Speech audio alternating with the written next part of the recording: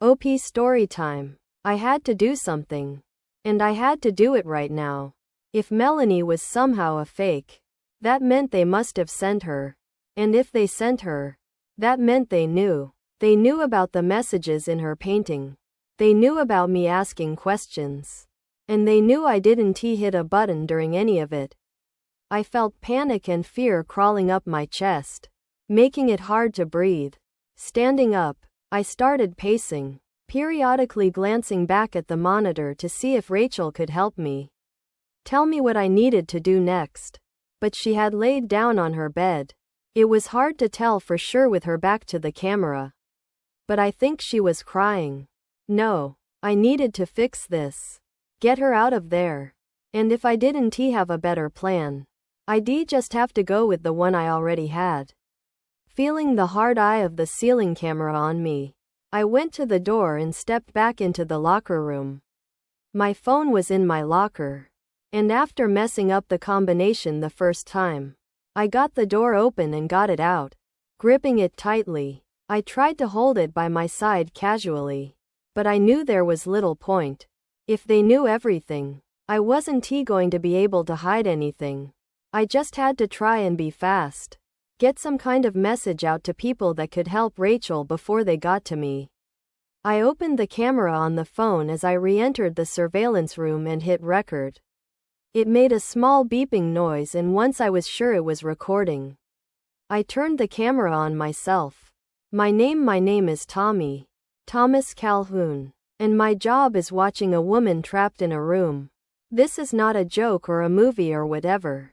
This is real. For 3 years my job is to sit in this room. I moved the camera slowly around the room, taking in the door to the bathroom, the water cooler, the desk with the monitors, keyboard, and button box, and watch a video feed of a woman locked up in a bedroom somewhere. I stepped closer to the desk and made sure the monitor showing Rachel was clear and in focus. I didn't know this woman was a prisoner at first, or I tricked myself into thinking she wasn't. Because the money was good.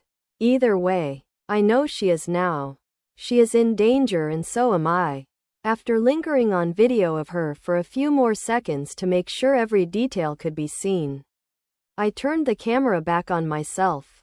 I had to hurry, or the video might be too big to send quickly. I was trying to stay calm, but I felt myself tearing up as I went on. And I did my best to keep my words clear. Please help her. I don't know where she is. I don't know who has her. Because I don't know who I really work for. But they are bad people and she is not safe.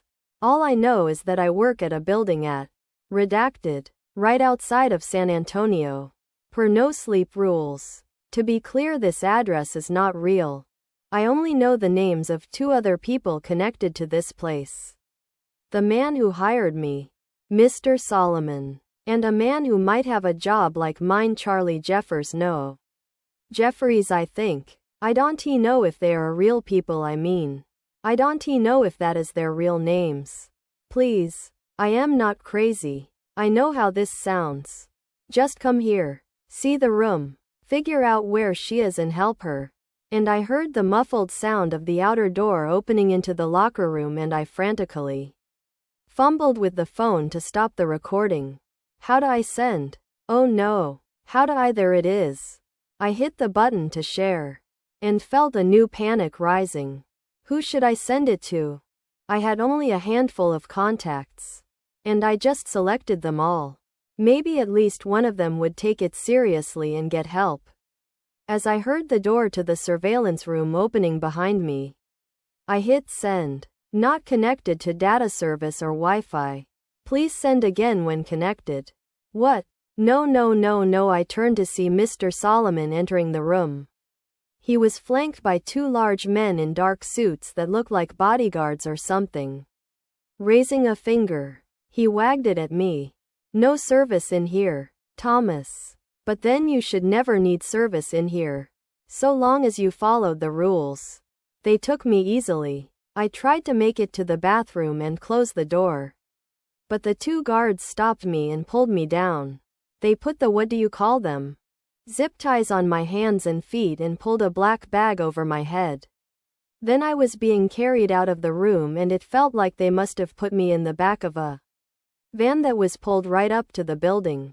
I was laying on what felt like thin, weird-smelling carpet that covered a hard metal layer underneath.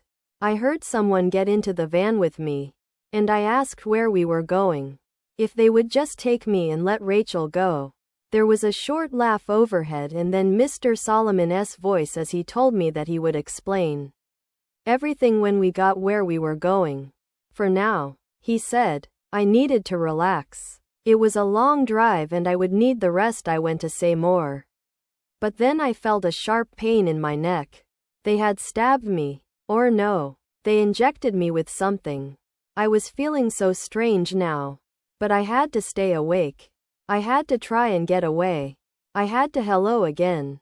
Thomas. I blinked as I began looking around. My mouth was dry and my head hurt. But otherwise I felt okay.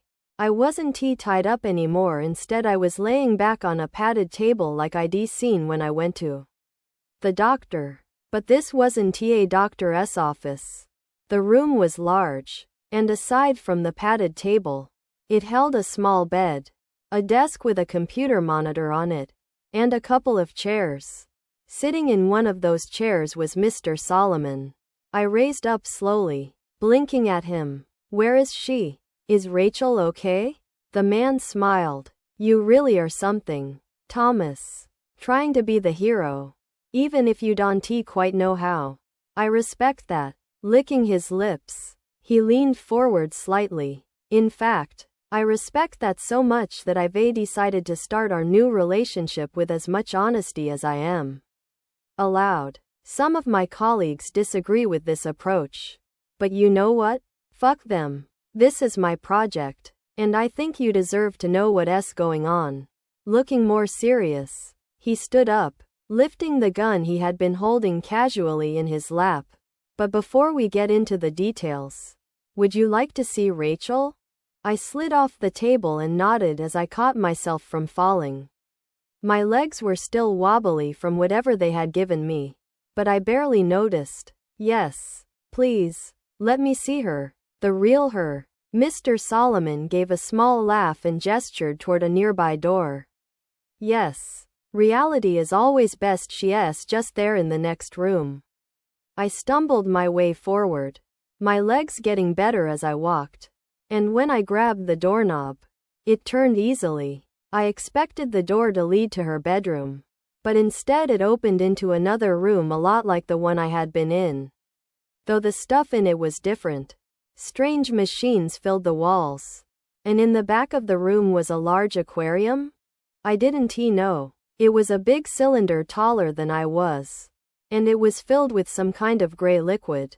There was a shape in that liquid. Go ahead, Thomas. Feel free to go have a good look. You've earned it. I felt my stomach clenching tighter at Mr. Solomon's words and the meanness in them. My legs felt heavy again now. But it wasn't from the drugs this time. Shuffling forward, I could see the shape was a person. Oh no, or at least a body. Because it was clear from just looking at it that the person was dead. It was very well preserved. But I could see how the skin hung wrong and looked bloated in spots. Oh God. No, its hair, which had been floating like seaweed in front of its face, drifted away as I reached the glass. And I could see Rachel staring out at me. Murderer. I turned on Solomon and started to run toward him when he shot me. Suddenly I was on the ground convulsing as he stepped closer. Don't worry, Thomas. It won't kill you. Just make you unable to move much for a bit. I heard more footfalls as my body began to still. Get him up. Take him back to the other room. I could barely feel anything as I was carried back to the padded table and propped up into a sitting position. This time I was strapped down. But I guessed it was more so I didn't fall off.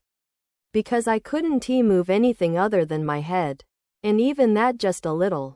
I could hardly see it all for crying. But I recognized the blurry shape of Solomon sitting back down in front of me. Before you ask, well, When you are able to ask anything again. Yes. That is Rachel. Not a fake Rachel. Not a dummy. And not some kind of trick. As I said, the time for tricks is past, now is the time for truth. Frowning slightly, he went on. Thomas, I understand that showing you her body that way, might seem very cruel. You may hate me for it right now. I would understand it if you did. But you called me a murderer. And at least in this specific context, I think that is unfair. Because I didn't kill Rachel. In truth, I've been with this aspect of the project for only 7 years. He gestured back to the door behind him. And Rachel has been dead for over 8. I felt my eyes widen as though they belonged to someone else's body. It was more lies. More tricks. All of it. Oh God. It had to be. Do you know what remote viewing is? He rolled his eyes. Sorry. Right. You can talk right now. I'll just assume you don't. Remote viewing is a broad term for the ability to see things that are far away from you physically. To know things you shouldn't be able to know through your normal 5 senses. Some describe it as a psychic ability, though there are several schools of thought as to how and why it works. His eyes fixed on mine intently. Because it does work, Thomas. Various governments and private organizations have studied it for a very long time. And while publicly it is always ridiculed as pseudoscience and foolish superstition, the reality is that some people have the innate ability that means it comes naturally to somehow. See other places. Rachel was one of those people. She came into the program when she was 17. Having been identified via a front-facing screening process that was ran as a psychological test that paid subjects well at a time when Rachel was looking to make some money. 3 months after being identified as a good candidate, she was taken, and after the initial adjustment period, she became a largely compliant asset that quickly rose to the top of our talent pool. Solomon folded his hands on his knee. I know you cared for her, Thomas. So I think this is worth sharing. Rachel was never treated badly, other than her confinement and the occasional test that was mildly unpleasant. No, we all treasured her. She was enormously talented, not just as a remote viewer, but as an artist. That's how she would convey what she saw. You understand. She would enter into an almost trance-like state when she painted. And when she was done, she would have given us a painting of images and words that provided well. It was very valuable information. He chuckled. If you ever wondered, that's why there was always such care that the paintings were never shown to the camera. Picking at his pants, he went on. Rachel was so talented that she was selected for a new program that we thought might greatly enhance or alter her ability. We introduced something foreign into her body. At first, nothing seemed to change. If anything, the accuracy of her remote viewing was declining, which was a problem for us and for her. But then we realized that we were reading the new paintings wrong. She was able to see more clearly than ever. She just was no longer bound to only current events. Now her sight transcended time. He paused, and I realized he was enjoying telling the story. The bastard was having a good time. Pausing to make it more dramatic. I would fucking kill him. While this made some of her paintings less immediately useful, they became much more valuable as we were able to decipher them. For a time, it looked as though everything was working better than we had ever hoped. His lips thinned, and then, one day, she showed a painting to the camera. It said, "Please help me, Thomas." This immediately sent up all kinds of red flags. She knew not to show paintings to the camera. And now she was trying to communicate with someone? We didn't disrupt her routine.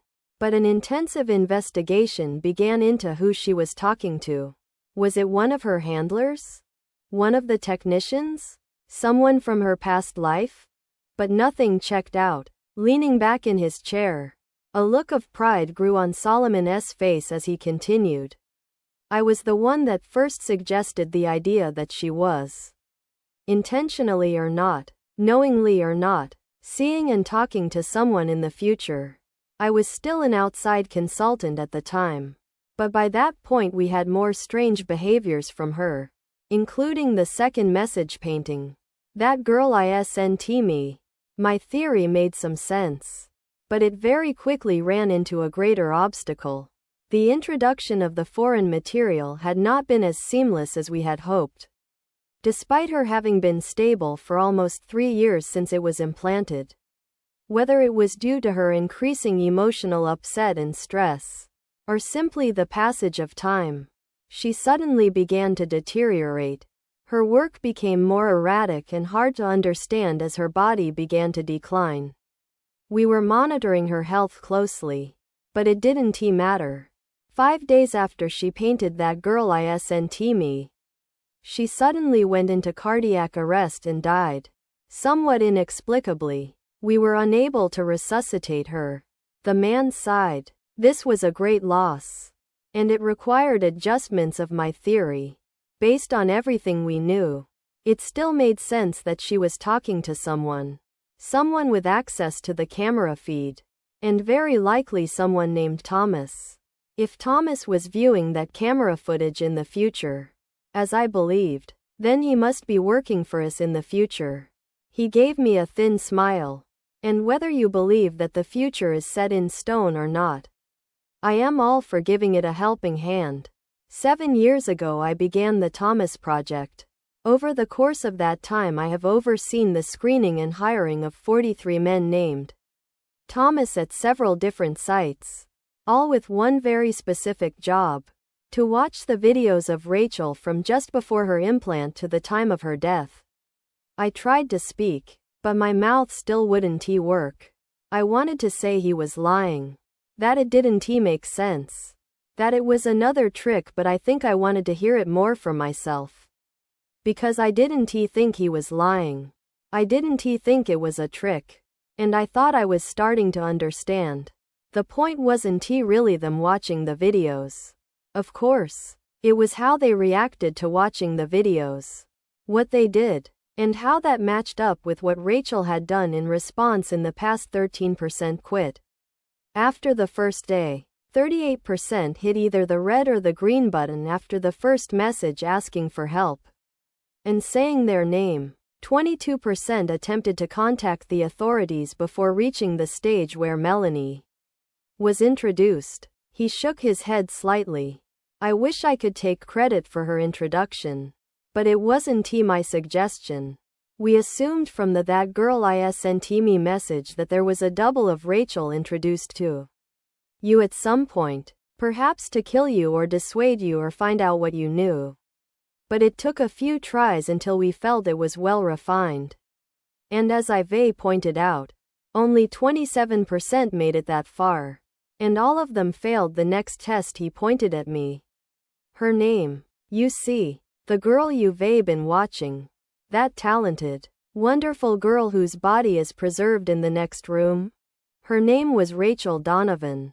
I had always wondered if Rachel was merely seeing you, or if there was some kind of connection between the two of you. When you called Melanie Rachel, I knew that we had finally found the right Thomas, the distant point of light that our Rachel was looking at across space and time. I swallowed thickly and found I could feel my tongue, if only a little, slurring badly. I pushed out a single word. "Why?" Solomon looked surprised. "I'd have thought that be clear by now.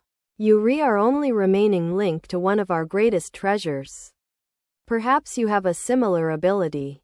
Or it may be that she forged the link purely through her own talent and will. But either way, you are important and you have more work to do."